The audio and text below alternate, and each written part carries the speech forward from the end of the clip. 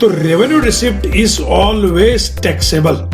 ध्यान दे, it is always taxable even though it is not mention in the definition of income.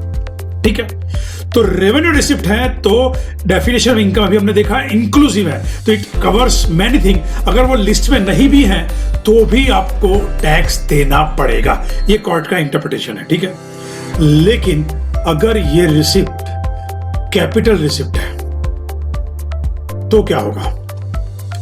Capital receipt है तो court का interpretation है, court ये सवाल पूछेगी कि क्या ये एक्सप्रेसली सेक्शन 2 सबसेक्शन 24 अभी जो हमने डेफिनेशन देखी ऊपर, क्या उसके अंदर ये कैपिटल रिसिप्ट एक्सप्रेसली दी गई है?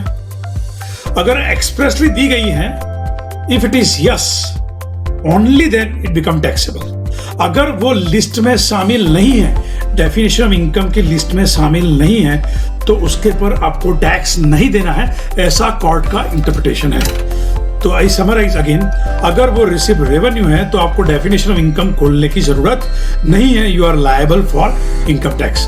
लेकिन अगर वो रिसिप्ट कैपिटल रिसिप्ट है तो आपको डेफिनेशन ऑफ इनकम चेक करनी है, अगर उसके अंदर दिया गया है एक्सप्रेसली तो ही जाकर आपको टैक्स देना है, वरना आपको टैक्स चुकाने की जरूरत नहीं है।